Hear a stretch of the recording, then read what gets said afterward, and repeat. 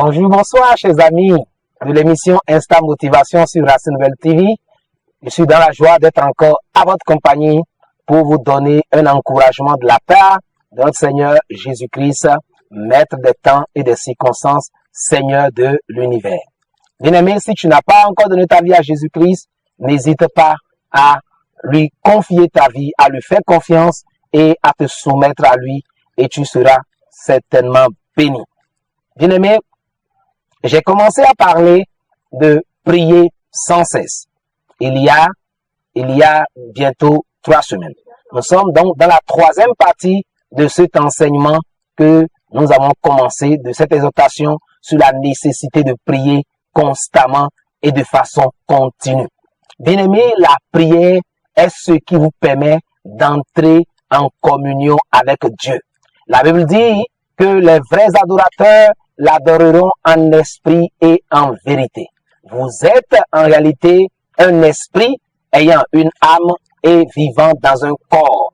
Ceci étant, vous ne pouvez pas rentrer en communion pleine avec Dieu sans la prière. La prière est ce qui permet aux humains de tendre vers la divinité. Et nous avons montré dans les 2 premières vidéos que c'est parce qu'en réalité, les hommes cherchent à tendre vers Dieu. Il y a un vide dans le cœur de chaque homme qui a la forme de Dieu. Pascal l'a dit. Blaise Pascal l'a dit, il y a un vide dans le cœur de chaque homme qui a la forme de Dieu.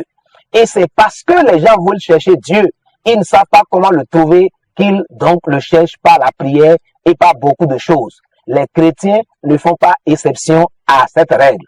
Vous ne pouvez pas toucher le cœur de Dieu. Vous ne pouvez pas comprendre la pensée de Dieu. Vous ne pouvez pas vraiment vous soumettre à Dieu sans une vie de prière. Et nous avons montré que la prière est l'oxygène du chrétien. Et c'est important. Nous avons montré qu'à travers la prière continue sans cesse, nous disons au Seigneur, viens régner sur la terre. Car Dieu a donné la terre aux hommes. Et les hommes sont des rois et des reines. Et Dieu n'interfère pas dans les problèmes humains sans que les hommes ne l'y autorisent. Bien-aimés, et dans la 2e vidéo, nous disions que c'est important de prier parce que Dieu ne fera rien pour toi aussi longtemps que tu ne te lèves pas pour dire, Seigneur, fais quelque chose. On a dit que, par exemple, un bon père pouvait donner à manger à son enfant ou dire, mon enfant, il a faim certainement sans que l'enfant ne demande. Mais avec Dieu, ça ne se passe pas comme ça. Tu dois te lever et dire, Seigneur, j'ai besoin de nourriture. J'ai besoin d'une voiture. J'ai besoin d'une épouse. J'ai besoin que tu me guérisses. Et c'est à travers la prière continue, à travers la prière matin, midi, soir, en tout temps où tu as la possibilité de soupirer, de communier, tu soupires après Dieu à travers la prière et Dieu agit. Et nous avons fini en montrant que la prière nous permettait de pouvoir détruire les œuvres de l'ennemi contre nos vies, de pouvoir stopper les velléités offensives de l'ennemi et que la prière nous permettait également de pouvoir ne pas succomber dans la tentation du péché. Beaucoup de chrétiens tombent encore dans le péché, du mensonge, du vol, de l'adultère, de la colère et dans bien de choses, la pornographie et que c'est encore. Pourquoi? Parce qu'ils ne prient pas. Vous ne pouvez pas être constamment en train de chercher la face de Dieu, de soupirer après lui comme Jésus le faisait. La Bible nous montre que Jésus priait jusqu'à ce qu'à un moment donné, des grumeaux de sang sont tombés. Quand tu soupires après Dieu au point de vouloir faire sa volonté comme ça, pour dire Seigneur, je veux finir avec le péché, aide-moi à en finir avec, Dieu te donne la force. Bien-aimé, si aujourd'hui toi qui es là, tu as du mal à te départir d'un péché, alors que tu es bel et bien né d'eau et d'esprit, alors revois ta vie de prière. Est-ce que véritablement tu pries? Est-ce que véritablement tu cherches Dieu? Tu ne peux pas commencer une journée sans prier. Tu seras attaqué par les forces impudiques, par les forces du péché et tu vas succomber. Et Jésus dit, veillez de prier afin de ne pas tomber en tentation. Donc, dans le Notre Père, il dit pour ne pas tomber quand la tentation viendra, veillez et priez. Priez, bien aimé, la prière continue délivre du péché. Et quand nous poursuivons, pourquoi nous devons prier sans cesse? Nous voyons que le Seigneur nous dit que la prière permet, d'accord, à Dieu d'envoyer des ouvriers pour sauver les âmes. Nous lisons dans l'évangile, Jésus qui disait à ses disciples, il dit la moisson, vous dites que la moisson c'est dans 4 mois ou dans 3 mois. Moi je vous dis que la moisson est déjà prête et que les fruits sont déjà mûrs pour être moissonnés. Bien aimés, aujourd'hui, il y a beaucoup d'âmes qui meurent parce qu'ils n'ont pas encore accepté Jésus qui est leur sauveur. Ils n'ont pas encore tendu la main à ce sauveur qui est mort pour eux il y a déjà plus de 2000 années. Dieu veut envoyer des ouvriers, mais il faut que des gens prient. Il dit demander au chef de la moisson d'envoyer des ouvriers en sa moisson. Donc Dieu n'enverra pas des pasteurs, n'enverra pas des missionnaires, n'enverra pas des apôtres et tout ce que nous savons comme serviteurs de Dieu sans que quelqu'un ne prie. Et ce n'est pas une prière de 1 minute, de 2 minutes, d'un jour et c'est terminé. C'est une prière une fois par semaine, une fois par mois. Quand c'est une prière comme ça, cette prière-là est inutile. La prière doit être constante.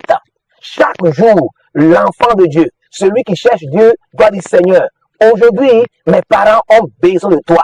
Mes amis, mes collègues qui ne te connaissent pas là, que ton règne vienne dans leur vie. Il dit quand vous priez là, dites notre Père qui est aux cieux, que ton règne vienne sur la terre. C'est-à-dire, viens et sois roi sur la terre. Viens et prends le contrôle de la terre. Et sur la terre, on trouve qui? On trouve des humains. Viens et prends le contrôle de la vie de nos dirigeants. Viens et prends le contrôle de la vie de mon chef d'entreprise, de la vie de ceux qui ne te connaissent pas et de ceux qui te connaissent. Et Jésus dit, si vous dites, envoie les ouvriers, le Père enverra. Pour que la bonne nouvelle soit répandue partout sur la terre, tu dois pouvoir être quelqu'un qui prie constamment. Bien-aimé, tu as prié hier, c'est bien, mais aujourd'hui, tu dois encore prier afin que l'évangile atteigne tous les coins et recoins. Il y a des gens qui ont rétrogradé, d'accord? Et la prière va les aider à revenir. Dans la même prière, la prière nous permet de revenir à Dieu quand nous sommes tombés.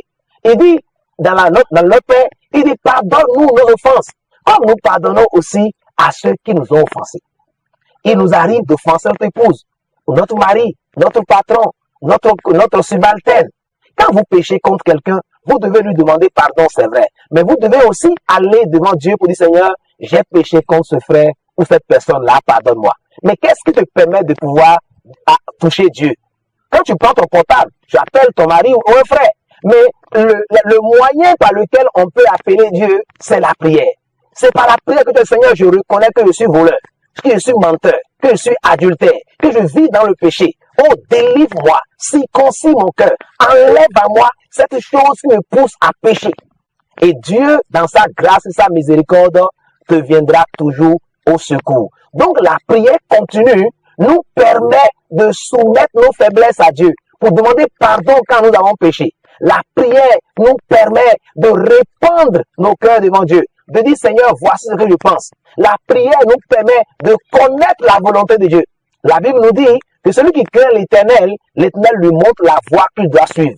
Quand Dieu veut te montrer la voie que tu dois suivre, c'est par la prière. Sa parole peut t'aider, c'est vrai, mais à travers la prière, des gens reçoivent la volonté de Dieu. Et la Bible nous dit que l'apôtre Paul et Silas étaient dans un moment intense de prière quand le Saint-Esprit a dit « Mettez-moi à part Paul et Silas pour l'œuvre à laquelle je les ai appelés. » Je ne connais pas ce que tu vis actuellement, mais ton chronogramme, le chrono de Dieu sur ta vie ne sera pas déclenché aussi longtemps que tu ne fais pas encore ce que Dieu t'a planifié à faire. Mais pour savoir l'appel de Dieu sur ta vie, c'est à travers la prière.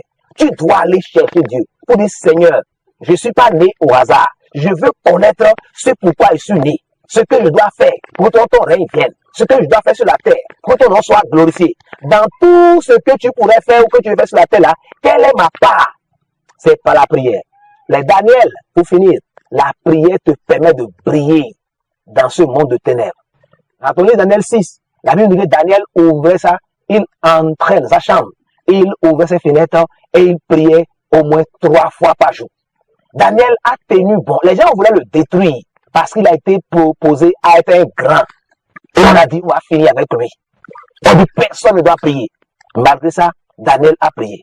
Il a tenu bon devant toutes les épreuves de la vie parce qu'il était un homme de prière. Bien-aimé, si tu veux être un vainqueur, une femme triomphante sur la terre, tu dois être une femme non seulement qui prie, mais qui prie constamment. qui prie régulièrement, qui prie de façon continue.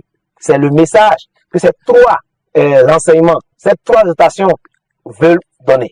Que nous soyons chacun des hommes et des femmes de prière continue. Comme Paul l'a dit, prions sans cesse, soyons victorieux. Si tu veux donner ta vie à Jésus et que tu veux être un homme de prière, une femme de prière, je prie pour toi à l'instant. Seigneur Jésus, je viens devant toi, tu répètes après moi. Je viens devant toi ce soir ou ce midi ou ce matin, reconnaissant que j'ai besoin de salut. Viens dans ma vie, règne dans mon cœur, afin que je t'appartienne et que mon nom soit écrit dans le livre de vie. Au nom de Jésus, pardonne-moi mes péchés, lave-moi par ton sang et fais-moi naître dans le royaume de Dieu. Amen. Maintenant, toi qui as besoin d'aide pour pouvoir donc vivre une vie de prière continue, je prie pour toi. Seigneur, merci pour ce frère, cette sœur qui a besoin d'avoir une vie de prière sans cesse. Je prie maintenant que la lourdeur soit ôtée sur sa vie, la paresse, la procrastination, l'amour de la télévision, l'amour exagéré pour les réseaux sociaux, que son joug soit brisé sur sa vie ce matin ou ce soir au nom de Jésus et que le Saint-Esprit lui communique la force de prier, lui communique la force de lire ta parole et que ce chrétien ou cette chrétienne devienne une femme ou un homme de prière sans cesse au nom de Jésus. Amen. Shalom, shalom. Si vous aimez, likez, abonnez-vous et partagez. Pour ressusciter.